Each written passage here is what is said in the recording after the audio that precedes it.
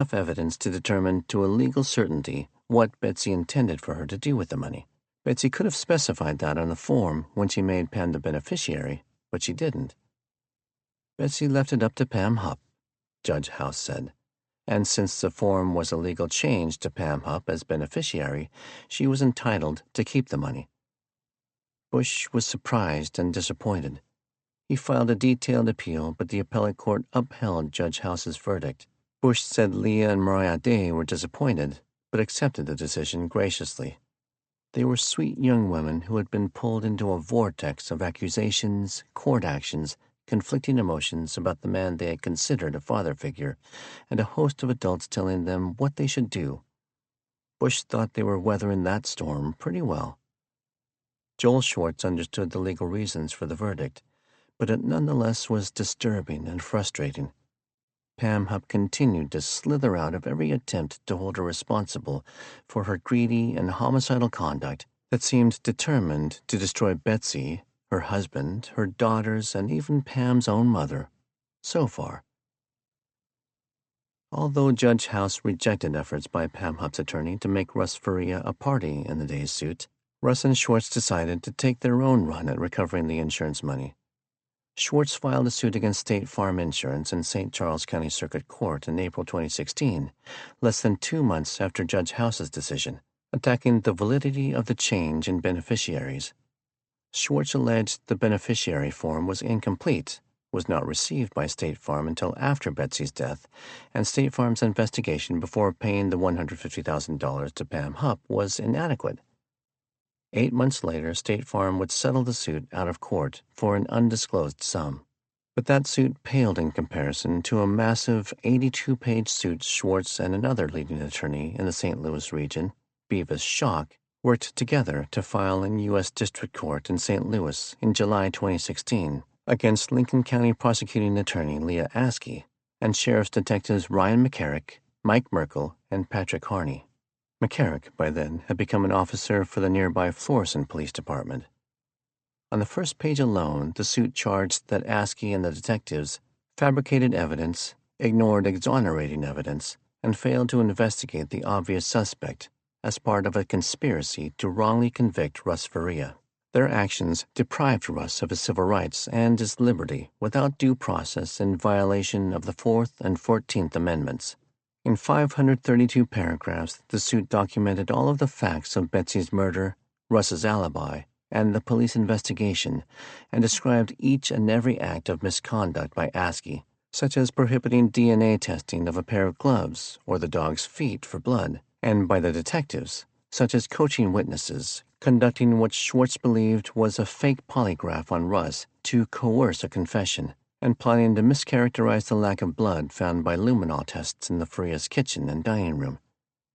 The suit listed the evidence that should have made Pam Hupp a suspect, while explaining in detail how Askey and the detectives bungled the investigation, or, worse yet, intentionally misdirected and shaped it to support their conclusion that Russ Faria murdered his wife. The suit charged that the evidence failed to establish even a probable cause for arresting and trying Russ, but Askey and the detectives conspired together to convict Russ of a crime he did not commit. Their conspiracy put Russ Faria through an unimaginable 4 years in prison, caused emotional distress, which included terror, stress, fear, anxiety, humiliation, embarrassment, and disgrace, caused the loss of reputation in the community, and the loss of trust in law enforcement. Russ and Schwartz knew the resolution of that suit could be years down the road. Still, they had no idea what was about to happen just weeks after they filed the federal suit. No one could have imagined. Chapter 54, 12:06 p.m., Tuesday, August 16, 2016, O'Fallon, Missouri. 911, what's your emergency? Hey, hello. There's someone busted in my house. Help. The woman's voice was loud and excited, but seemed oddly flat for someone reporting a live break-in at her house. As the dispatcher for the O'Fallon 911 system asked for the woman's address, the woman said again, "Hey, help, help." And then a muffled, garbled man's voice could be heard saying something that seemed to end with, "What we did to your wife." The woman yelled. "No, I'm not getting in the car with you. No! Get away! Get out! Get out! Get out!" After what sounded like someone pounding on a wall several times, the dispatcher asked again for the address. The caller said in an oddly soft voice, "No, no," before saying louder, "No." Over the next 15 seconds, the caller said, "Help! Help! Help!" The dispatcher continued to try to get the woman to respond. "Ma'am, can you hear me?" Seconds later, there are the staccato sounds of 5 gunshots in rapid succession. After 7 seconds of silence, the woman again said, "Help! Help! Help!" The dispatcher continued to ask the woman's address until she finally responded, "Hello? Hello? I just shot an intruder in my house." The woman gave an address on Little Brave Drive and said she didn't know the man she had just shot, but he was still in the house. She yelled, "I'm going outside! I'm going outside! Hurry, hurry, hurry! He tried to get me in my car, and I ran into my house. I'm in the garage." "Are there any weapons in the home?"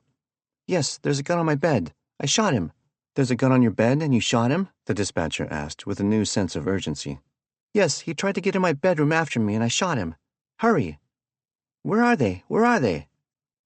"They're on their way, ma'am. Are you injured?" "No, he didn't get to me. He didn't get me." Almost 4 minutes into the call, the dispatcher asked, "What's your name?" "My name is Pam." The dispatcher didn't ask for a last name. At 4 minutes and 25 seconds into the call, the woman said an officer was pulling up in front of her house, and she ended the call. Captain John Nesky arrived first at the ranch house and saw a blonde woman in a blue and white striped blouse, blue and white striped capri pants, and athletic shoes, pacing in the driveway while holding a yellow Labrador dog on a leash. The driver's door was open on a dark gray SUV in the driveway, and the overhead door to the 2-car garage was open. The excited woman was almost yelling that she had just shot a man who was still lying in a hallway just inside the door from the garage into the house. She had dropped the gun she used on the bed in her bedroom. Nesky and a patrol officer went through the door from the garage into the hallway and found a tall young man lying on his back directly inside the doorway, clearly dead from several gunshot wounds in the chest. He was dressed in a gray tank top, blue workout-style shorts, and running shoes. A ball cap lay nearby. Nesky went through the doorway to the bedroom on the right and found a 5-shot black Ruger .38 caliber pistol on the bed. All 5 rounds had been fired. The excited, emotional woman in the driveway told the police her name was Pam Hupp, and as anyone familiar with the Faria case would expect, Pam Hupp had quite a story to tell. She said she had been about to back out of her driveway when a silver car with 2 men screeched to a stop across the end of the driveway, and the man, now lying dead in her hallway, raced over and jumped into the passenger seat of her car. The driver of the other car squealed the tires pulling away. The man in her car called her bitch and pushed a knife to her throat as he yelled that she was going to drive him to her bank to get Russ's money. He was difficult to understand, almost as if he was drunk, but she didn't smell alcohol. She screamed for him to get out of her car and then hit his arm, knocking the knife out of his hand. She jumped out of the car and fled through the garage and into the house, with the man in fast pursuit. She tried 3 times to call 911 on her cell phone before she heard the dispatcher answer. She was unable to lock the door from the garage or hold it closed against the man's efforts to push it open.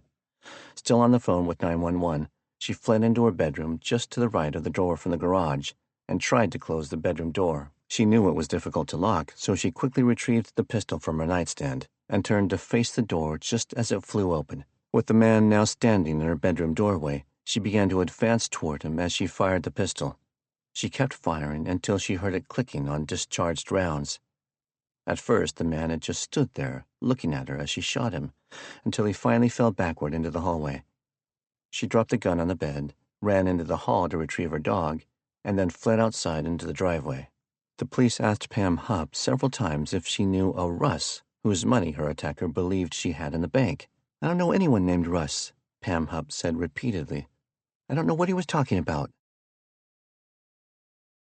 Chapter 55. Detective Kevin Mountain looked across the small table in O'Fallon Police Department interview room number 1 and tried to digest Pam Hupp's account of shooting this unidentified man she said tried to pull off a violent kidnapping in a quiet neighborhood at noon on a sunny summer Tuesday. She was shedding a few tears, but seemed remarkably composed for an average housewife in Middle America who had just pumped 5 rounds point blank into the chest of a man outside her bedroom door. She said she didn't want the interview to be recorded on video because she always ended up on the TV news. The lead detective explained that recording interviews was standard procedure. Pam told Mountain and Detective Sergeant Matt Wolf the same story she told police in her driveway, adding more details as the detectives asked questions. Yes, she now realized that the Russ in her attacker's wild ramblings had to be, of course, Russ Faria, and the money in her bank had to be, of course, the $150,000 she received as beneficiary to Betsy Faria's insurance. She provided this description of the driver of the kidnapper's car: dark hair, which resembled a buzz cut, dark skin like a Hispanic complexion. Mountain would later realize she was offering a description that could match Russ Faria. While her story at first did not seem totally impossible, Mountain soon began assembling a growing list of discrepancies and evidence that made her account less and less believable. She demonstrated holding the pistol with both hands as she shot the intruder, but said she was still on the phone with the 911 dispatcher as she fired the gun. So how was she holding the phone and using both hands to shoot the pistol at the same time? Mountain was also certain most people in the life-or-death situation she described would retreat from the attacker, not advance on him as she was shooting.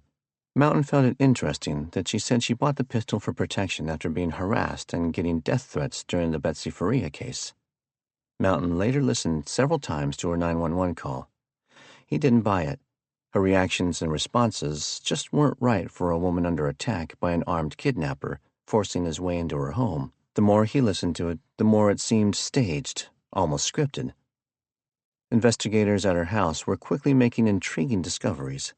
The dead man had no identification on him, but his pants pocket contained a Ziploc plastic bag inside another plastic bag holding a ballpoint pen and a barely legible note scrawled on white notepad paper that appeared to be detailed, grotesque instructions for kidnapping, robbing, and murdering Pam Hupp in a strikingly familiar manner. Get Hupp in the car and garage, part of the note read. Take to bank. Get Russ money. Should be 100 to 150,000. Take Hupp back to house. Get rid of her. Make look like Russ' wife. Make sure knife is sticking out of neck. That was one of the most chilling things Kevin Mountain had ever read. But there was more. In the same plastic bag were 9 crisp new $100 bills. Did that suggest the dead man was a not-so-successful hired assassin? The answer soon appeared when police found an envelope containing $500 in cash in Pam's dresser drawer, 3 $100 bills and 4 $50 bills. One of the $100 bills bore a serial number ending with 712B. 5 of the $100 bills in the man's pocket bore consecutive serial numbers ending in 713B through 717B. What were the chances that 2 strangers who came together in such a fatal meeting would have in their possession $100 bills with consecutive serial numbers? Why would Pam Hupp and the dead guy share $100 bills? That was just the beginning. The knife she said she knocked out of the man's hand in her car was found not on the floor or in the back seat, but suspended, blade down, by the handle in the small space between the passenger seat and the console, the same position as several knives in her kitchen, blades down and suspended by the handles in the small space between the counter and the stove. None of her neighbors, including some who had been outside in their yards or driveways, had seen anything suspicious, although some had heard several loud bangs. No one had seen an older model silver sedan, which she described as delivering the prospective kidnapper. Pam submitted to a request for a DNA sample and surrendered her cell phone. Mark Hupp brought his wife some clothes so the police could test what she was wearing during the shooting. Mountain thought Pam was becoming increasingly eager to leave as the interview went on through the afternoon, and although she had agreed to submit fingerprints from her and her husband, they left the police station at 5 o'clock in the evening, after 4 hours of interrogation, without doing that. His name was Louis Royce Gumpenberger, and it was 9 p.m. when Mountain was notified that the dead man had been identified through his fingerprints. They were in the database from a few minor scrapes with police in 2003 and 2004, including a DWI and a third-degree domestic assault. He also had a couple of court entries involving child support issues in 2005 and 2006. More digging by Mountain soon revealed his father was deceased and his brother was a guest of the Missouri Department of Corrections. The search through records soon led Detective Matt Myers and Sergeant Matt Wolfe to a woman who knew him and could provide an address for his mother in St. Charles. When the detectives knocked on her door the morning after the shooting, Margaret Birch told them she had just returned from filing a missing persons report on her son with the St. Charles City Police Department. Myers had the sad duty of informing her that her son had been shot to death by a woman who said he forced his way into her home in O'Fallon. Margaret burst into tears and sobbed, "Not Lewis! Not my Lewis!" And then Margaret Birch destroyed the very core of Pam Hupp's account of a violent attack by Louis Gumpenberger. A traumatic brain injury in a car crash in 2005 left Margaret's now 33-year-old son operating on the mental level of a 12-year-old and with physical limitations that made it difficult for him to talk or walk any distance. And he was unable to run at all. He couldn't drive a car or use a computer. He was friendly and gullible, and other people sometimes took advantage of him. She was the legal guardian for him, as well as his 11-year-old son. She had noticed her son was gone from the apartment about 9:30 a.m. the day before.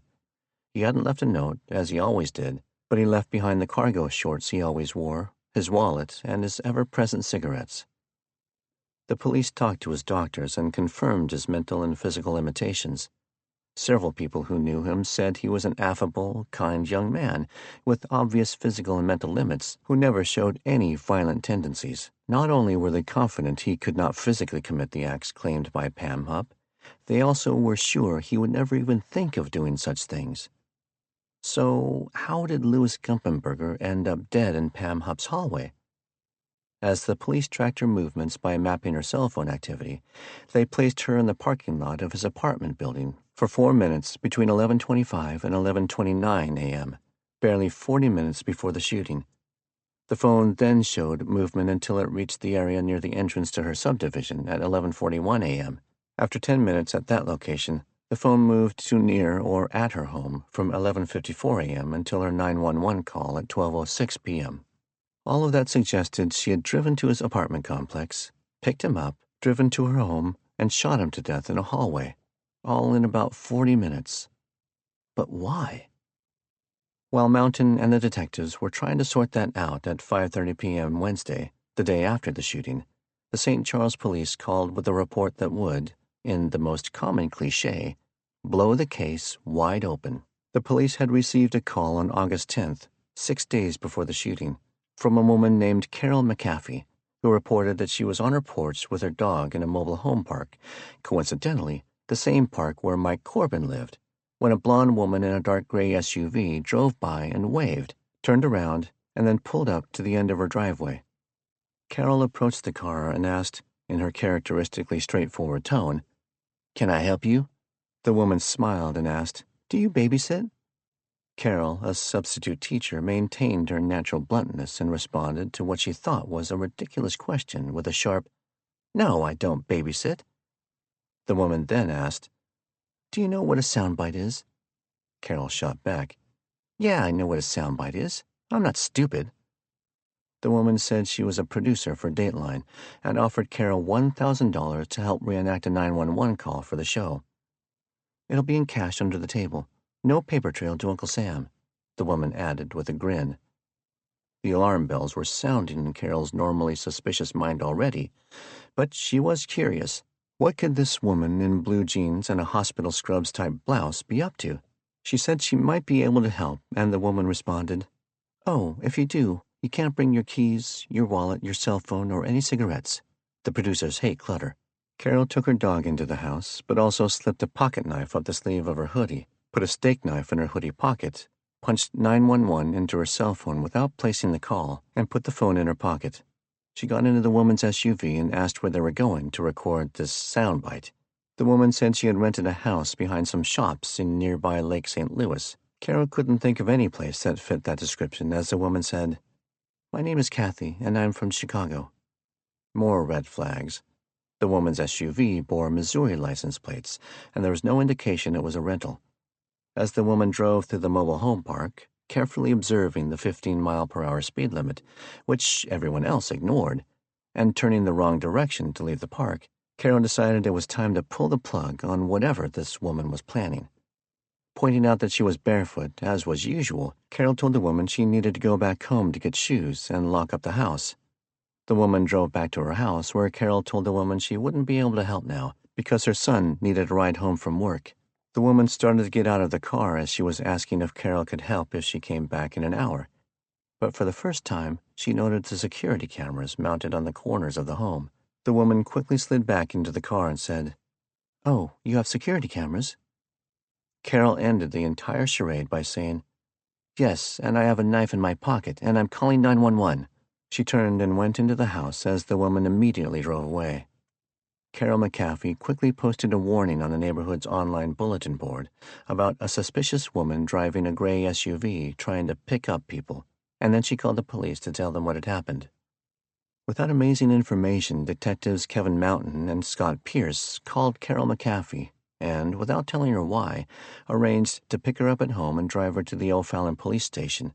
Still not answering her repeated questions about what was happening, they took her into an interview room to get a handwritten statement about her contact with the woman in the SUV a week ago. And then they showed her a lineup of 6 photographs. Carol positively identified the third photo as the woman who had offered her $1,000 to enact a 911 call for Dateline. It was a photo of Pam Hupp. It now seemed obvious that she had auditioned Carol McAfee for the role of the dead kidnapper, and only Carol's suspicious nature had saved her life. Pam had been forced to find a different victim, Louis Gumpenberger, for her psychotic plot to frame Russ Faria in yet another killing connected to Betsy's murder. Mountain and the detectives concluded that, now that Russ's acquittal in Betsy's murder had refocused suspicion on Pam, she hoped to deflect that suspicion by framing Russ again in a new and seemingly related murder. The police would later learn that she had been trolling the area for at least a week, looking for someone to fill the role of victim in her newest murder production. She tried to unsuccessfully recruit at least 2 other men, one at a service station and one she approached as he was cutting grass in the mobile home park. The police immediately reviewed the video from Carol McAfee's security cameras. When the SUV pulled in the driveway to bring her home, the camera on the corner of the front porch captured the license plate on the front of the car. The police traced the number to H2 Partners, LLC, at Pam Hupp's home address. State records showed Pam and Mark Hupp each were 50% owners of H2 Partners. The police realized that Carol McAfee had become a key witness in Pam Hupp's murderous saga, and that might have put her in danger. Although she tried to resist, the police posted a 24-hour security detail outside of her house for the next several days. The police were quickly filling in more details of Pam Hupp's plan. An extensive search for surveillance and security cameras on homes and businesses along the route between Louis Gumpenberger's apartment and Pam Hupp's home produced a fuzzy, grainy, and almost haunting image of what appeared to be her car driving toward her home with someone who definitely resembled Louis in the front passenger seat. The note in his pocket included instructions to leave the money in a woodpile and an address that turned out to be the home of Russ Faria's parents. A neighbor's surveillance camera documented her car passing back and forth in front of the home on August 10th, just 19 minutes before Pam contacted Carol McAfee. Detective Russ McDermott searched online for the source of the Santoku knife, with the 5-inch blade made by Royal Norfolk Cutlery, which Pam said Louis had used. He located that exact model for sale at Dollar Tree stores. The manager of the nearest store documented the sale of 3 of the knives in the last month. Pam's cell phone records put her at or near the store 7 times between August 2nd and August 16th, including 2 times the morning of the shooting. One of her stops at the store was on August 8th. The same day, a receipt produced by the manager showed a cash sale for $8.64, which included 1 of the knives and 6 other items. When detectives checked the photos from her house, they found 5 of the items on the receipt on the shelves in her linen closet. Ziploc plastic bags, like the ones in Louis Gumpenberg's pocket, a gel air freshener, cotton balls, and 2 different flavors of Crest toothpaste. At the store, some of those items were within reach of the ballpoint pens and notepaper, like the ones in Louis's pocket. And then there was the opinion by the handwriting expert, who compared Pam Hupp's handwritten phrases from one note to the other. His conclusion? She wrote the note in Louis Gumpenberg's pocket. Russ Faria didn't know what to think when he heard that Pam Hupp had shot a man in her home after he tried to make her take him to the bank to get Russ's money. The story made no sense. He had never heard of Louis Gumpenberger and didn't recognize his photo appearing on the TV news and in the newspapers. Joel Schwartz was flabbergasted when Russ called to tell him about the shooting. He wasn't surprised that Pam Hupp had killed again. He had warned U.S. Attorney Callahan and others that more people would die if she wasn't stopped. But he was shocked that she had committed a calculated, cold-blooded murder that she would never be able to pin on someone else. Russ wasn't surprised or offended when the O'Fallon police called and asked him to come to the police station for an interview. Despite his disastrous experience with a similar invitation almost 5 years ago, he tried to assure himself the O'Fallon police would recognize he had nothing to do with what he was sure was Pam Hupp's third murder: Betsy Faria, Shirley Newman, and now Louis Gumpenberger. Detective Kevin Mountain and the police knew the mention of Russ Faria's name in this sordid killing required an official determination of whether he was involved or was an innocent man being framed, again, by Pam Hupp. While Schwartz was out of town, Russ was accompanied to the police station by one of Schwartz's partners, John Rogers. Once there, Russ eagerly accounted for his activities the day of the shooting. He was in the shower when his father called him from work to tell him about the shooting, after a friend had told his father. Russ said his mother and sister could verify that he was at home with them at the time Pam said the silver sedan delivered the kidnapper to her driveway. Russ provided handwriting exemplars using his right and left hands to reproduce phrases from the note in Louis Gumpenberger's pocket. He agreed to let police take a buccal swab inside his mouth for a DNA sample and take his fingerprints. He turned over his cell phone for examination. Russ and Schwartz were confident the police knew what had really happened, and Russ would be in the clear. Their optimism was justified. The police quickly concluded there was absolutely no link between Russ Faria and Louis Gumpenberger, or his death. Chapter 56.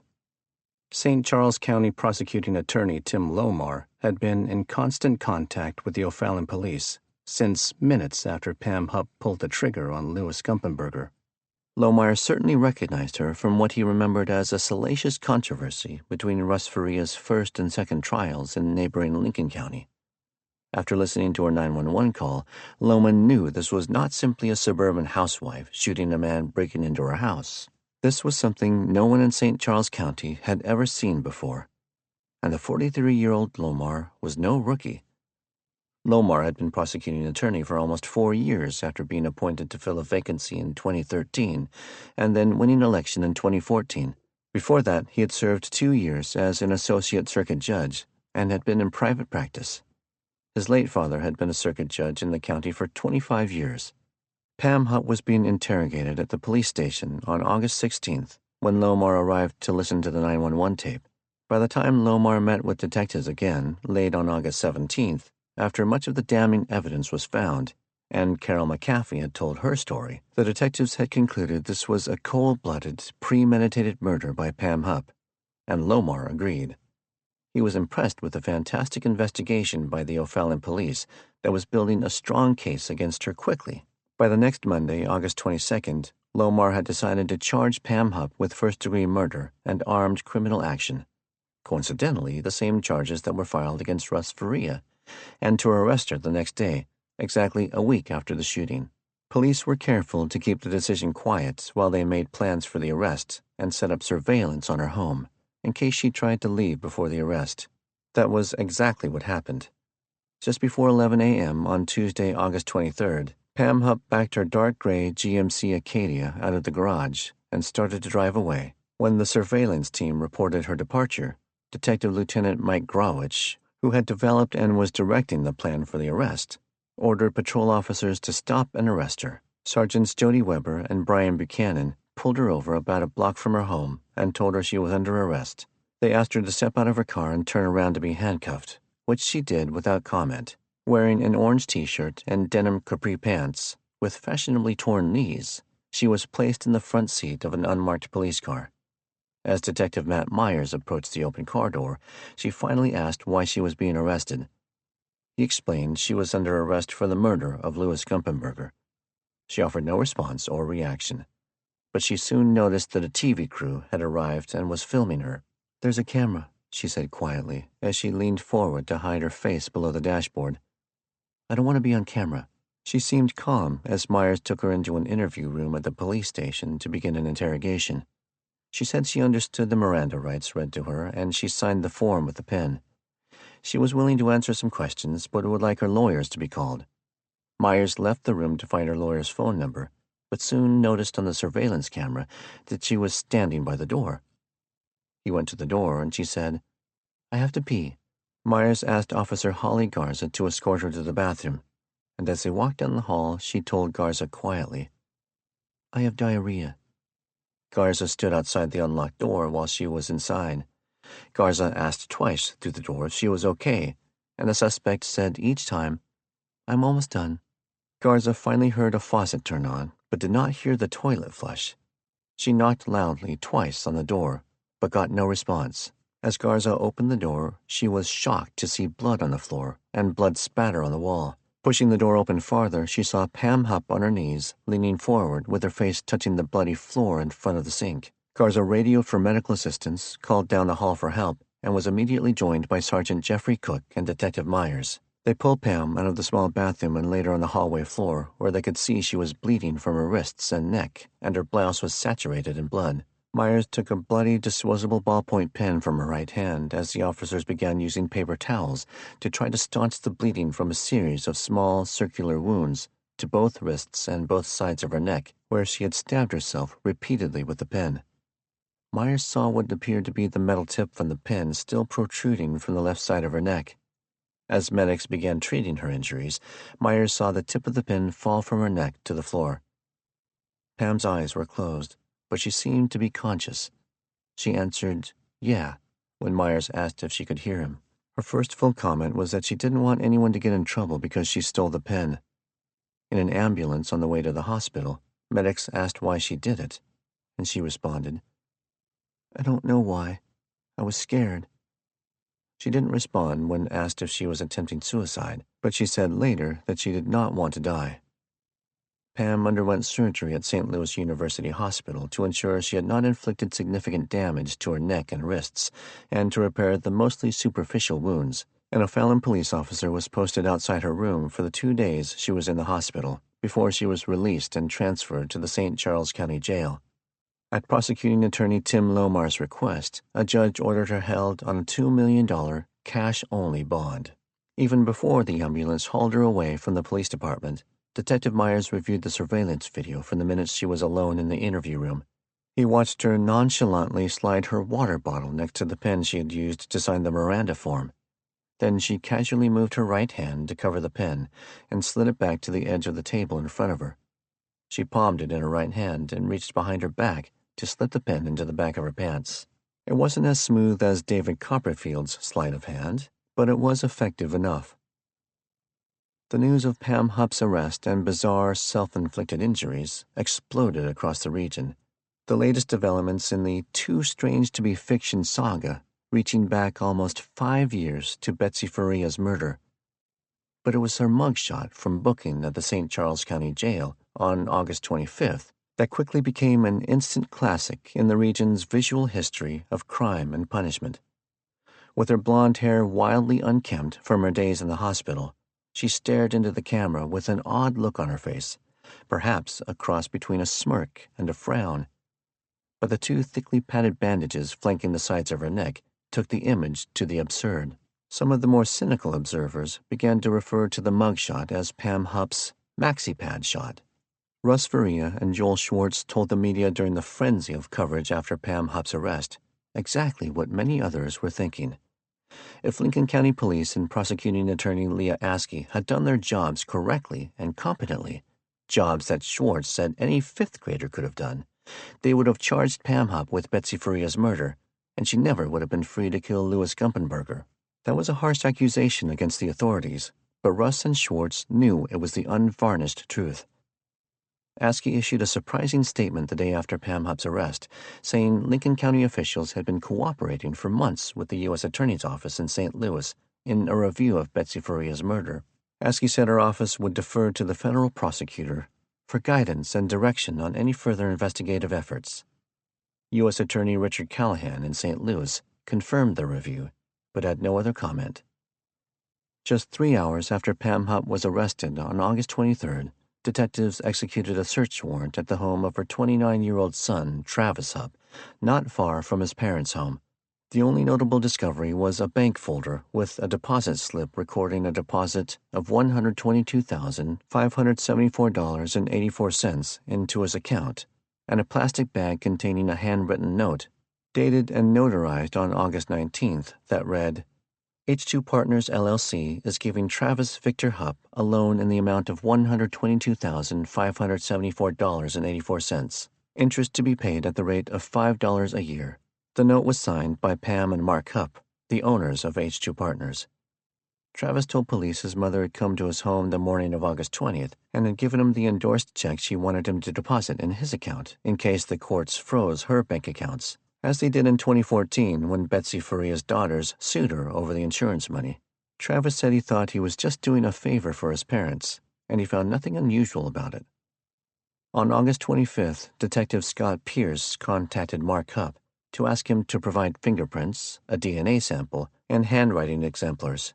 Pierce reported Mark said he would talk to his attorneys and let the police know what they decided. Then he made this comment. There is as you well know, a bigger picture to all this, and I'm not going to, succumb to being implied that I was in anywhere else.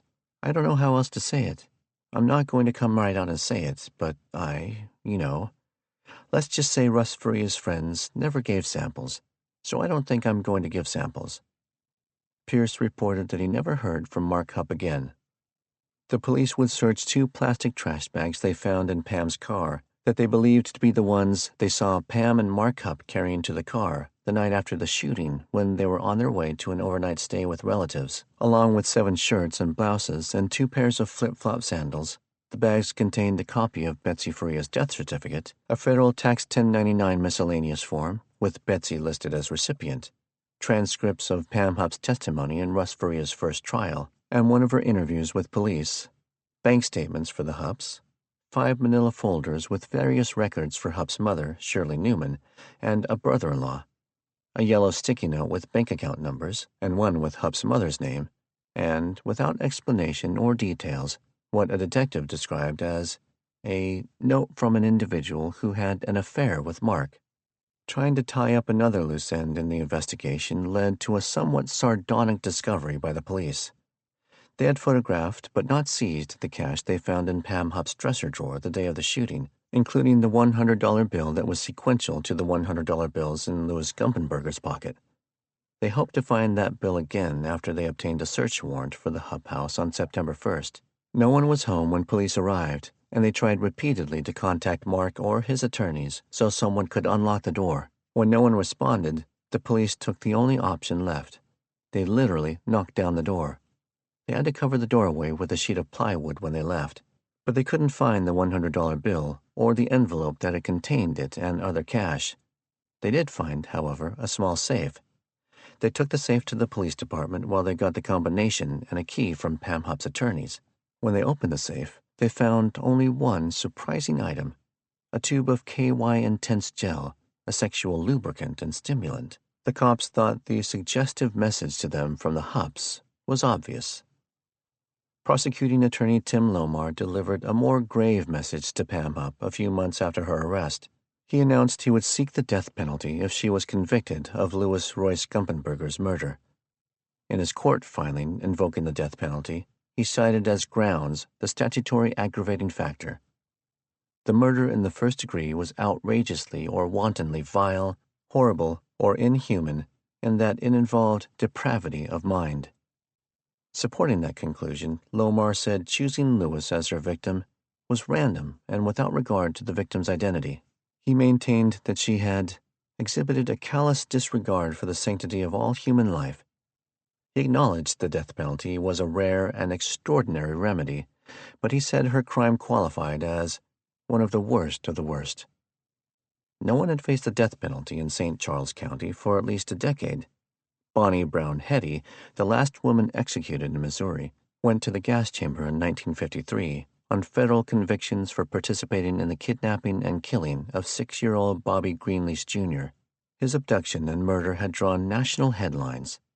The last execution in Missouri had been in January 2017, after nearly 19 years of appeals and delays.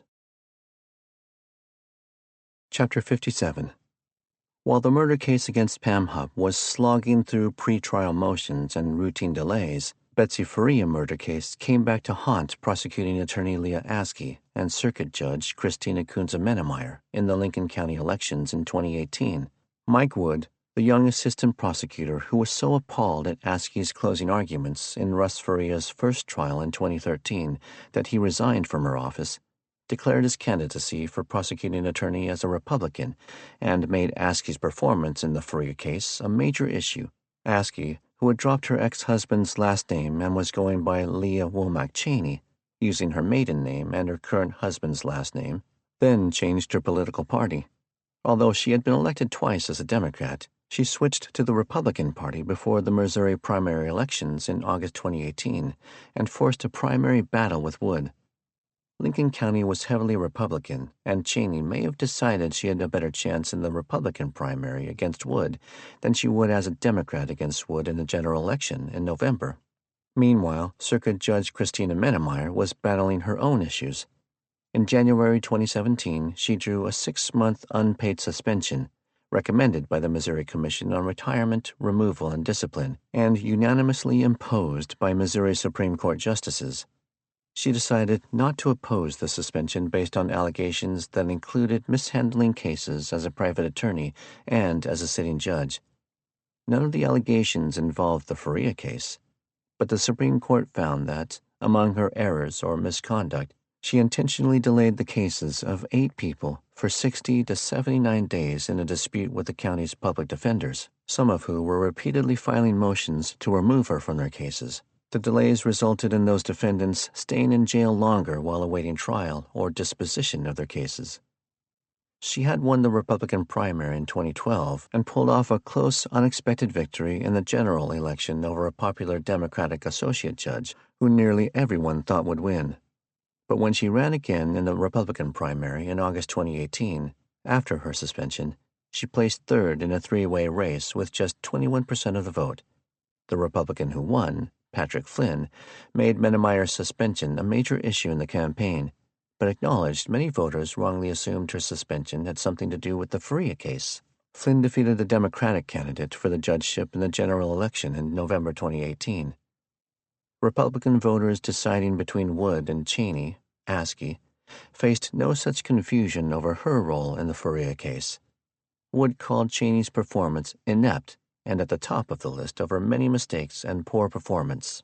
She defended her prosecution of Russ Faria and said it was unfair to judge her record over 8 years as prosecuting attorney by that one case. After a bitter campaign, Wood took nearly 3/4 of the Republican vote in the primary, inflicting a stunning defeat on Cheney. No Democrat sought the prosecuting attorney's office in the general election, leaving Wood to take the office unopposed in November.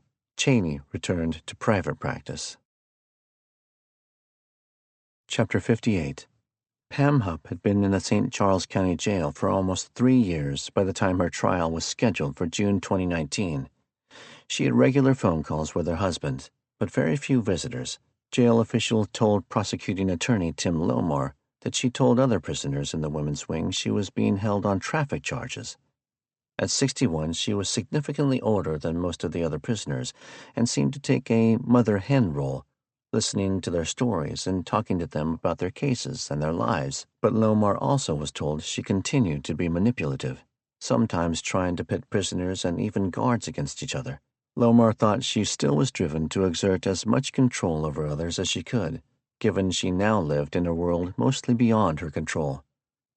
Her team of attorneys, led by well-known criminal defense attorneys Brad Kessler and Nicholas Williams, was fighting hard for her in the courtroom, aware that the death penalty hung over her head. They had convinced Circuit Judge John A. Cunningham that jurors from St. Charles County had been exposed to too much publicity to give her a fair trial.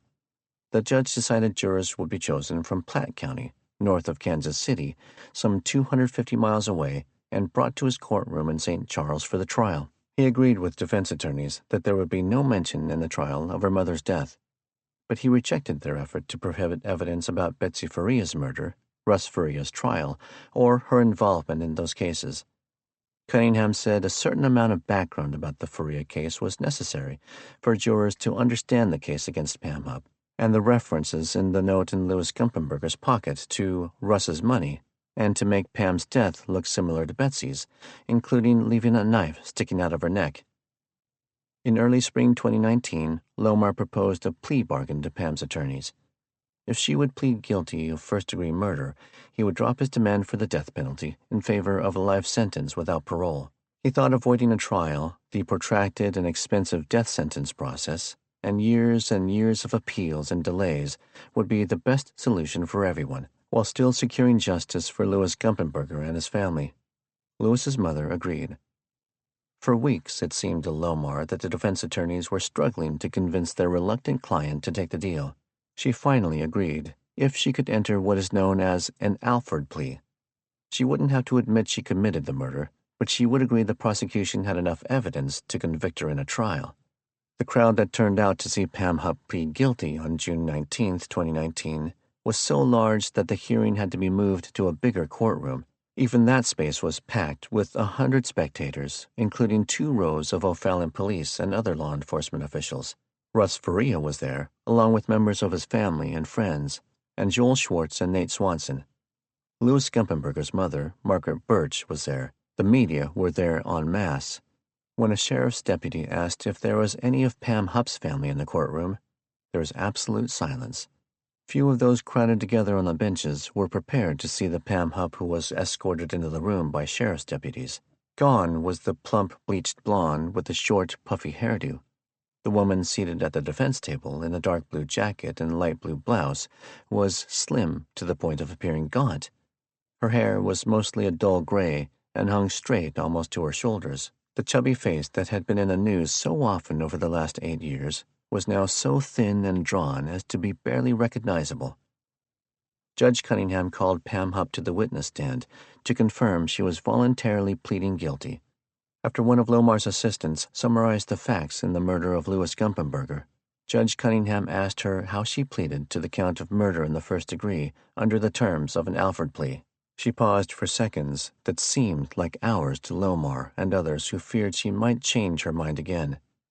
She finally said, softly, "Guilty." The judge accepted her plea and set sentencing for August 12th. Tim Lomar called a press conference immediately after the hearing. He praised the brilliant investigation by the O'Fallon police and discussed much of what he called overwhelming evidence. He played her 911 call, stopping just before the sounds of the 5 gunshots. He said he agreed to accept an Alford plea because the result was the same. She was guilty, and he doubted she had the courage to admit her guilt straight out. He said her attempt to frame Louis Gumpenberger as a kidnapper and killer sent by Russ Faria was sloppy. "It just doesn't make sense," he said. "It sounds like something a middle school kid would come up with to write a crime story." He said Pam Hupp was now linked to 3 separate deaths: Betsy Faria, Shirley Newman, and Louis Gumpenberger, and he was gratified that she will never spend another day of her life outside a prison cell. And Lomar made it clear that Russ Faria had nothing to do with this unhinged kidnapping, robbery, murder plot that Pam had tried to pin on him to deflect suspicion away from herself in Betsy's murder. Russ told reporters he was relieved she had pleaded guilty to the Gumpenberger murder, but was disappointed she had never confessed to killing Betsy. In Lincoln County, one county to the west of St. Charles, prosecuting attorney Mike Wood announced he was officially reopening the investigation into the murder of Betsy Faria. He said 7 boxes of evidence had already been retrieved from storage, and detectives were meeting with a new team from the major case squad. He was convinced Betsy's murder could be solved. It seemed almost anticlimactic when everyone assembled August 12, 2019, for Judge Cunningham to sentence Pam Hupp. This time, the gaunt and gray woman was brought into court in an orange jail uniform, with her hands shackled to a belt around her waist. And though the occasion seemed to call for a certain solemnity, she could be seen giggling and joking with the defense team before the hearing started. But her smile soon faded. Sitting in the first row in the courtroom, close to Pam Hupp, was the woman who played such an important role in her capture and imprisonment, Carol McAfee. Unknown to anyone except their closest family and friends, Carol and Russ had fallen in love and would soon move in together. Carol had vowed to spend every day for the rest of her life making Russ smile, but she had a different message that day for Pam. Carol leaned forward and got Pam's attention before saying, "I want you to know I'm the one who put you here, bitch." Pam's attorneys complained to a deputy sheriff, who told Carol that she would have to move. She refused and sat there for the rest of the hearing. Louis Gumpenberger's half-sister, Crystal Kahn, delivered a tearful victim impact statement that riveted the courtroom as she called Pam Hupp a serial killer and monster who had taken an innocent man away from his children, his mother, his family, and his friends. Describing her as a coward, Crystal said it was clear to her that Pam Hupp had murdered 3 people: a friend, her mother, and my brother. Crystal said she hoped she lived long enough to see the prisoner's death, but would strive to forget about her as she sits lonely and alone in her jail cell. When the judge asked if the defendant had anything to say before he imposed the sentence, Pam Hupp, stone-faced and appearing pale under the low lights in the courtroom, made no statement. The judge said only that Louis Gumpenberger was an innocent person whose life did not deserve to be extinguished by you, before imposing the sentence already set under her plea agreement: life in prison without parole. A concurrent 30-year sentence for armed criminal action was little more than a formality. "Where does it live? Evil," Keith Morrison's unmistakable voice asked as a new season of Dateline opened on NBC on September 27, 2019, with a 2-hour episode called The Thing About Pam. Host Lester Holt introduced the show as a new chapter in our most twisted mystery ever. At the heart of it, a woman as cagey as they come. But calling Pam Hupp cagey didn't seem to reach deep enough into depravity for Morrison as he continued his opening. "This story is about the evil that smiles and helps and sympathizes, that worms its hidden way into unsuspecting minds and kills. This is about such a woman as we have never seen. And though we have followed her for years, we had no idea until now. The story we can finally tell." The premiere was screened in a theater in New York City in an exclusive event with Russ Faria and Joel Schwartz in attendance as special guests. The first hour of the show told the full story of Betsy's murder and Russ Faria's prosecution, all in Pam Hupp's shadow. And when the second hour began, Lester Holt promised a stunning new twist in tonight's Dateline as someone tries to impersonate us. A dark new scheme is about to come to light. Now the story focused on Pam Hupp's search for a new murder victim while pretending to be a Dateline producer and her merciless killing of Louis Gumpenberger. The Thing About Pam was the 5th Dateline episode on the Faria Hupp case. The only shows to draw a higher rating were those on O.J. Simpson and JonBenet Ramsey. Shortly after the 5th episode was shown, Dateline posted a 6-part podcast also called The Thing About Pam. The month it debuted, it was the highest-rated podcast in the country. And Dateline still wasn't finished with Pam Hupp. NBC announced in May 2020 that the podcast would be the basis of a 6-part scripted TV series, and later added that the cast would include Academy Award winner Renee Zellweger playing Pam, Josh Duhamel as Schwartz, Judy Greer as Cheney, and Katie Mixon as Betsy. Pam Hupp tried to withdraw her guilty plea in September 2020. She filed a handwritten petition asking for the plea to be dismissed, claiming that her defense attorneys pressured her into accepting the plea agreement as they kept her in the dark about her case. She blamed a prison lockdown because of the COVID-19 pandemic for missing the February 2020 deadline to file such a petition, even though the prison was not locked down until months after the deadline. She never mentioned the facts in the case or Louis Gumpenberger. Judge Cunningham denied the petition in February 2021. Pam Hupp was a single woman by then. While she sat in prison, the husband who seemed to stay faithfully by her side through all of the chaos between 2011 and 2019 filed for a divorce in St. Charles County Circuit Courts on October 12, 2020. Mark A. Hupp's divorce petition said he and his wife of 26 years had been separated since her arrest in August 2016, adding, "There remains no reasonable likelihood that the marriage of the parties can be preserved, and, therefore, the marriage is irretrievably broken." The divorce was listed as uncontested, and a judgment of dissolution of marriage was entered exactly a month later on November 12, 2020. Although the court files show the divorce was uncontested, an insider source said Pam was furious because she and Mark had agreed before she went to jail that there would be no divorce. And not only was there a divorce, but the source said there had been a quick remarriage for Mark just weeks after the divorce was final. Neighbors said in 2021 that he was still living in the house where his ex-wife gunned down Louis Gumpenberger. There had been more court action against Pam Hupp even before the divorce. In July 2020, a judge in St. Charles Circuit Court ordered her to pay $3 million in damages to Margaret Birch in a wrongful death lawsuit over the murder of Louis Gumpenberger. Margaret's attorney acknowledged that the jailed inmate had no money, but he said the judge's decision would prevent Pam from ever profiting from her story through books or movies. The award would be a collectible debt on any income Pam Hupp would ever receive. Russ Faria, however, did collect on his federal suit over the investigation and prosecution that put him in prison for almost 4 years. A judge dismissed former prosecuting attorney Leah Womack Cheney and Lincoln County as parties to the suit in 2019, citing their sovereign immunity for acts committed as part of their official duties. But the insurance company representing detectives Ryan McCarrick, Mike Merkel, and Patrick Harney agreed in March 2020 to pay Russ the policy limits of the officer's coverage, just over $2 million. As usual in such settlements, the detectives did not admit any wrongdoing, and all of the parties were prohibited from discussing the details. Joel Schwartz and the 2 attorneys who worked with them on the suit were gratified to get at least that measure of justice for Russ Faria. Schwartz told the media that the money obviously couldn't repay Russ for the loss of his wife or nearly 4 years in prison, but even without an official finding of wrongdoing by the one-time prosecuting attorney Leah Askey and the detectives, the result was recognition of the wrongs he had suffered. Russ Faria made similar comments to the media, especially noting that there was still no resolution of Betsy's murder. But he hoped that, even though the detectives did not admit wrongdoing, the settlement would be seen as vindicating him completely while condemning the cops' actions and behavior. Chapter 59.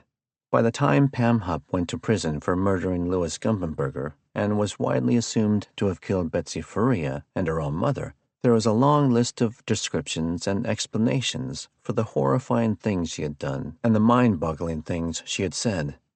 She's a psychopath, some opined, a serial killer, a monster, she's crazy, or she's simply evil. But how could any of that be true about a woman whose childhood and many years as a seemingly average wife and mother in Middle America offered no obvious clues to the kind of shocking behavior that seems to have begun when she was 53 years old? Had something happened that changed her so drastically? Was there a trigger? Could Pam Hupp's turn down the path that left 3 people dead and led her to the rest of her life in a prison cell be traced to a single event in November 2009? Pamela Marie Newman was born in October 1958, the third of 4 children in a middle-class family in the St. Louis suburb of Dellwood. Her father was a lineman for Union Electric, and her mother was an elementary school teacher. A family insider said few people knew both of the Newmans were functioning alcoholics who could be verbally and occasionally physically abusive. As Pam grew up in that environment, she developed a rebellious streak that could make her outspoken and confrontational, something of a loose cannon, as one source said. No boundaries and no filter. She rejected any effort to tell her what to do, even by her parents, and would sometimes do the exact opposite of what she had been told. Despite all of that, she was described as a happy kid who could be goofy and fun-loving, always up for a challenge with the willingness to try anything once. She was the one who would ride her bicycle across busy Chambers Road without waiting for a break in the traffic, and then berate friends who were more careful. She was a good athlete, excelling as a shortstop on the softball team at Riverview Senior High School, where she also participated in gymnastics and she was on the pom-pom squad, a cheerleader. Smart but easily bored, she hated school. Her father called her catfish, all mouth and no brains. She began dating a boy when they were juniors, and they were still seeing each other after they graduated in 1977. They found out in August she was pregnant and got married the next month. Their daughter was born in March 1978. Her husband had a soccer scholarship to Washington University in St. Louis, but soon discovered it was impossible to travel with the team when he had a wife and a baby at home. He quit school and went to work as a carpenter. Pam also started classes at the University of Missouri St. Louis, but had to drop out.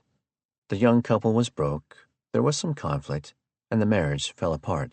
By the time what has been described as an ugly divorce was final in July 1983, Pam had already begun seeing another man, Mark Allen Hupp, who was spending that year as a catcher for the minor league baseball team affiliated with the Texas Rangers before he became a carpenter.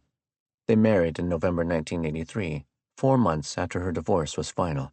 The Hupps moved to Florida, and Pam not only got a degree in computer science from a college in Naples, but they also had a son in 1987. Pam began working at State Farm Insurance while they were in Florida, and that continued when they returned to St. Louis in 2001. On her first day of a job at an insurance office that year, she met Betsy Faria, who was already working there. Although there were no accounts of any violent behavior, sources said Pam Hupp could be difficult and even vindictive in her personal relationships. There were reports that she hated her mother, Shirley Newman, and avoided contact with her as much as possible, even after her father died in 2000. And there was this shocking story.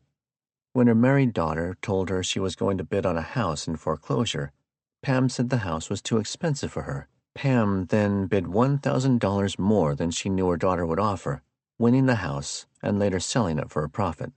Joel Schwartz's investigator uncovered reports that she had been fired from 2 insurance jobs over allegations of forging documents.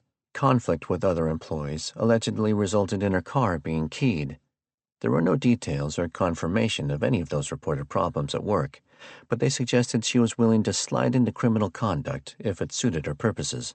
But it was an event in November 2009 that may have changed Pam Hupp and the lives of people in her orbit forever. She was working in a United Healthcare office and carrying a stack of files when she stumbled over a box on the floor and fell headfirst into a file cabinet. She suffered head and back injuries that would require surgery and substantial physical care and rehabilitation. Relatives said it was brain damage that resulted in drastic personality changes. While she was in the hospital, they said, she suffered depression, anxiety, confusion, pain, fear, and significant memory deficit. She became delusional. She began to tell paranoid stories about a man who would sneak into her room at night and stare at her. He planned to kill her, she said, and she had saved a drinking straw to jam into his eye if he attacked her. Her conduct continued to be so erratic that her family sent a letter in August 2010 to the Rehabilitation Center to complain that her recent care had been ineffective. Her physical problems had not improved as quickly as the family had hoped, and balance issues had resulted in repeated falls. Despite doctors' orders not to drive, she had been driving to physical therapy appointments and had car crashes. The letter alleged that she had been over-medicated, listing 10 prescriptions, including the anti-anxiety medicine Valium, antidepressant Effexor, and pain relievers, including oxycodone and hydrocodone. The list also included zolpidem, classified as a sedative hypnotic and sold as Ambien. One website said, Zolpidem users got out of bed and drove their cars, prepared and ate food, had sex, made phone calls, sleepwalked, or were involved in other activities while not fully awake. After they woke up, these people were unable to remember what they had done. The family's letter expressed great concern about the effects of her brain injury. We, as a family, have noticed that her mental status has gone from bad to worse. Her everyday confusion and inappropriate actions are very stressful, and the family was brought to a breaking point. One source said Pam had become delusional and paranoid, imagining that some relatives were planning to kill her, that other people were following her and spying on her, and, eventually, that Russ Faria's friends were going to kill her. A source said Pam was suspected of poisoning some of the family members' dogs with an antifreeze because she felt they were not being cared for properly. She threw away her own computer after Betsy Faria was murdered, a source said, because people were writing mean things to her. She also was suspected of odd behavior by some of her neighbors. After she shot Louis Gumpenberger, one of Pam's neighbors told police she had been told by other neighbors the female resident at 1260 Little Brave Drive, Pamela Hupp, had supposedly been going around to neighbors' residences, peering into windows late at night, as well as spraying weed killer on other people's lawns. A family insider had always suspected that Pam Hupp's brain injury was responsible for the inexplicable and ultimately violent turn in her behavior and the outrageous comments she had made to police, lawyers, and others. The source couldn't understand why her defense attorneys did not try to make her mental condition an issue in court before she pleaded guilty to the Gumpenberger murder. Defense attorney Nicholas Williams had no comment about that. But Joel Schwartz never believed Pam actually had a significant brain injury. Convoluted statements and bizarre actions that could be argued as behaviors resulting from brain damage he saw as manipulative lies and illegal conduct springing from a purely criminal mind. He thought brain damage would have manifested in more ways than Pam displayed. She never even offered a definitive diagnosis of any health or brain injuries, changed from her back to her neck to a dropped foot to her leg to her head. She seemed to use the fall in 2009 as a crutch, Schwartz thought, perhaps as an excuse for her supposed memory lapses and contradictions. Plus, despite her complaints, there was news video of her running away from a TV camera, exhibiting no apparent physical impediments. Schwartz saw no reason to give Pam Hupp any legal cover with a defense of diminished mental capacity or mental incompetence, let alone insanity. Joel Schwartz and Nate Swanson have their own thoughts about what might have happened that night at the Faria house, and they attribute it to a murderous conspiracy led by a truly criminal mind. Pam Hupp clearly made every effort to be with Betsy at her house while Russ was at game night. It is likely, Schwartz believes, that Pam either had help attacking Betsy, or perhaps she had someone else kill Betsy at her direction. Pam's job would have been to get Betsy home alone and get the dog chained up outside so the killer could enter the house. Swanson is less sure she had any assistance, but they both believe many of her lies had a grain of truth and could provide clues. Pam may have really seen someone in a car outside the house when she and Betsy arrived, perhaps the actual killer or killers. The story about Russ holding a pillow over Betsy's face could mean that was part of the effort to subdue and kill Betsy. It was unfortunate that no pathologist checked her nose, mouth, or airways for threads or particles a pillow might have left behind. It was equally unfortunate that there was no effort to search Pam's car or other vehicles she had access to, or to find out exactly what she had been wearing that night. The lack of a complete investigation of Pam as a suspect played right into her hands. Schwartz was certain of this, however. Pam Hupp killed 2 people for her own financial gain, and killed a third simply for self-preservation, and tried twice to put an innocent man in prison for her crimes. She didn't deserve an excuse for mental health or any other reason. She deserved to be locked up for good. Chapter 60. July 12, 2021, 9.5 years after Betsy Faria's murder. The facts in the murder of Betsy Faria were recited again in a new document filed in Lincoln County Circuit Court on July 12, 2021, by the Sheriff's Office. But this time, the conclusions drawn from those facts and a new 6-month investigation into Betsy's death were vastly different than those from 2011 and 2012. First, the document said it was clear that Russel Faria was not involved in his wife's death. And second, the facts established probable cause to charge Pamela Hupp with the first-degree murder of Betsy Faria. And that is exactly what prosecuting attorney Mike Wood did. He charged Pam Hupp with first-degree murder and armed criminal action, and announced at a news conference that day that he would seek the death penalty against her.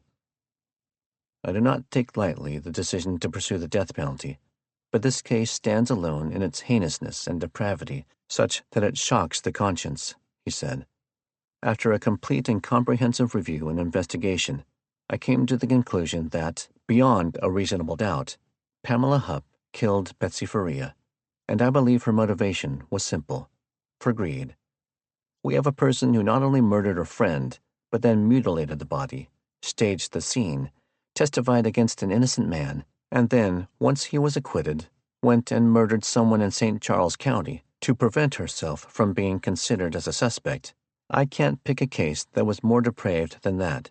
But Pam Hupp was not Wood's only target that day. He also announced he and Sheriff Richard "Rick" Harrell were opening an investigation into possible criminal misconduct by the police and prosecutors who conducted the first investigation that led to murder charges against Russ Faria, 2 trials, and his imprisonment for almost 4 years.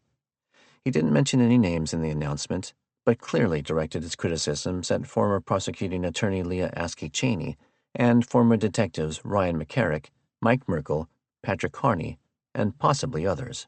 Wood said the new investigation that led to charges against Pam Hupp had largely corroborated the allegations in the federal suit filed by Joel Schwartz that accused the police and prosecutors of a conspiracy to violate Russ's civil rights. And Wood said the investigation also uncovered statements by 3 separate and independent sources that they were asked to lie on the witness stand by the prosecutor in that case. He also said that, after Russ was acquitted, the previous sheriff's department prepared an order for the destruction of all the evidence that, fortunately, was not carried out. Wood said he had the St. Charles police keep the evidence to protect it. Wood blasted the original investigation as a case of confirmation bias and said the police and prosecutors were clearly uninterested in investigating any lead that did not confirm their theory. This was one of the poorest examples of investigative work that I, as well as my team, have ever encountered, driven largely by ego, working toward an agenda rather than truth, Wood said. It's clear to me that investigators made up their minds early into Betsy's death, and that they never once considered Pamela Hupp as a suspect, despite overwhelming evidence. That investigation was mismanaged from the beginning. He said the prosecutors and police doubled down on their misguided and perhaps corrupt efforts to convict Russ Faria after his first conviction was overturned and he won a new trial. He said they were concerned about their own exposure to civil damages, as evidenced by the $2 million-plus settlement in Russ's federal suit against the police officers. Wood said he was obligated as county prosecutor not only to get justice for Betsy Faria by prosecuting Pam Hupp as her killer, but also to show county residents that no one is above the law, not prosecutors, not police officers.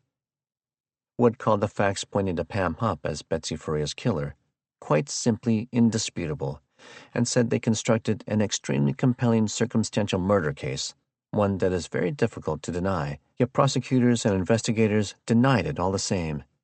Sadly, all of these facts were available to prosecutors at the beginning, even while Betsy's husband was twice prosecuted for her death. He also disclosed that the new investigation indicated the pattern in the blood on the bedroom switchplate resulted from the killer wearing Betsy's socks on their hands while handling the knife and other evidence, staging the murder scene, and then touching the light switch. The 5-page probable cause statement said, "The blood stains on the socks resemble impressions of fingers and not toes." Investigators also concluded the blood on Betsy's right heel appeared to have been left there when the killer held her foot to put the bloody sock back on.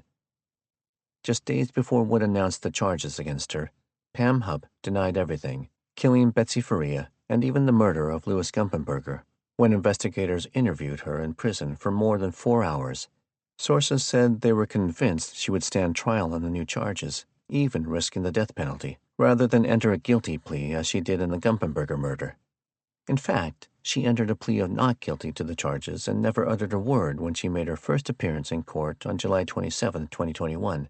Wearing orange prison scrubs, glasses, and a COVID-19 face mask, she never looked at the crowd in the courtroom that included some of Russ Faria's family, as well as one of Betsy's daughters and one of her sisters.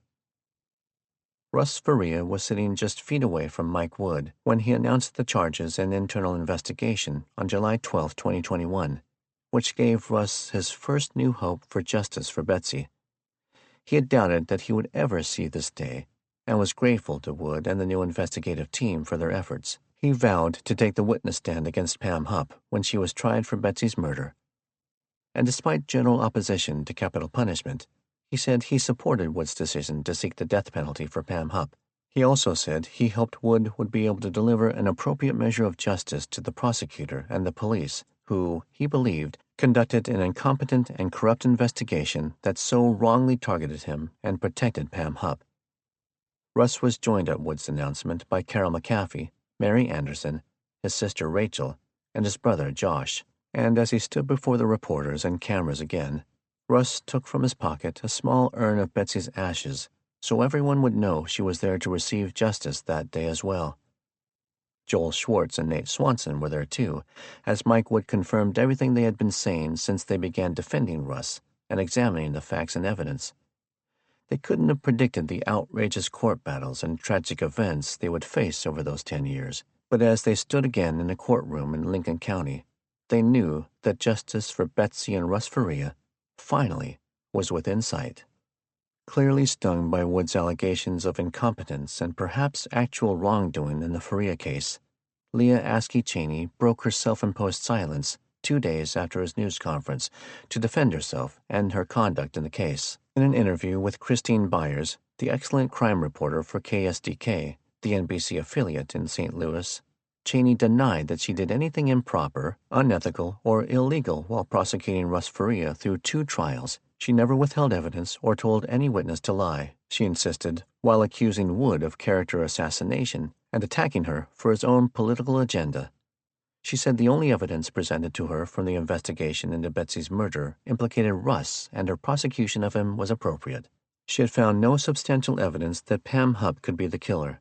Cheney said she had been the target of a relentless, unfair, and inaccurate social media campaign that she could not ethically answer while Russ's case was pending, or before she was dismissed as a defendant in the federal suit Russ filed against her and the police officers.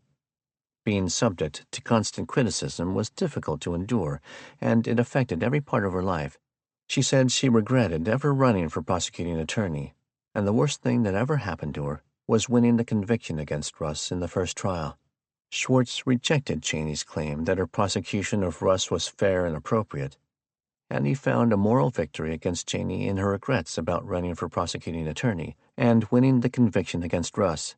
He found those regrets from an elected prosecuting attorney remarkable admissions of a job badly done. Epilogue. Russ Faria laughs easily these days. He still has a ready sense of humor. He enjoys working at the motorcycle service shop, where he has been for a couple of years now. He is financially secure and wise enough not to spend money on a big house he doesn't want or need, or any of the other material things that would be tempting to some. He saves his money for travel to the many places he has always wanted to visit, and he has someone he is happy to share his life with now. When he talks about Carol McCaffey, his voice softens, his eyes glisten, and he says how happy they make each other. And Carol understands the special place in his heart where he keeps his memories of Betsy. He will always love and miss and mourn Betsy. As Carol suggested, Russ keeps the urn with Betsy's ashes on the headboard of his bed. But he knows Betsy would want him to live his best life, and that is his goal every day now. He has avoided bitterness, though God knows he has every reason to be. He did find new hope and satisfying righteousness in the murder charges in Betsy's death filed against Pam Hupp in July 2021. He is grateful for prosecuting attorney Mike Wood's dedication and drive to get justice for Betsy and everyone else in the case. He hopes Wood's continuing investigation will lead to official acknowledgement and punishment for the prosecutor and the cops whose misconduct he believes far exceeded incompetence. Russ still acknowledges anger at former Judge Christina Kunze-Menemeyer for her role in the injustice inflicted on him. But he keeps all of that mostly locked away and remembers some good advice he heard once. The best revenge is to live well. He likes to think about those who tried to destroy him catching his occasional appearance on TV, where they have to see his smiling mug.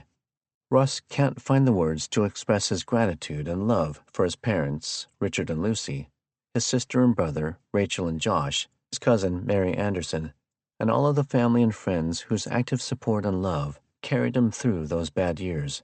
He is eternally grateful to Joel Schwartz and Nate Swanson for their unfailing belief in him and his innocence, and their tireless, masterful efforts to get justice for him and Betsy. He credits the relentless news coverage by Chris Hayes of Fox 2 with bringing the truth to the people. That goes as well for Robert Patrick of the St. Louis Post-Dispatch, and for Dateline, especially reporter Keith Morrison and producer Kathy Singer, and its incomparable ability to capture the truth, as well as the drama, in the evil that can visit some people's lives. Russ knows some of Betsy's family and others still want to believe he is guilty, and he regrets that they can't accept his innocence. His time in prison is a distant memory. He doesn't remember dreams, but he is sometimes aware when he wakes up that he has had a bad one. He can feel it in his guts. And Carol McCaffey always knows when he is in the midst of a bad one. She sometimes will even talk to him while he is asleep to try to help him get past it. Russ focuses on his Christian faith and believes there is a reason he went through hell for so many years. His religious mother taught him that as he was growing up, and he still believes it. He remembers her saying that bad things can happen to anyone, and they can make you bitter or better. Russ Faria chooses to be better. This concludes Bone Deep by Charles Bosworth and Joel Schwartz. Narrated by Gary Bennett. Copyright 2022 by Charles Bosworth Jr. This unabridged audiobook is published by arrangement with Kensington Publishing Corporation and was produced in the year 2022 by Tantor Media Incorporated, a division of Recorded Books, which holds the copyright thereto. Please visit Tantor.com for more information on our growing library of unabridged audiobooks.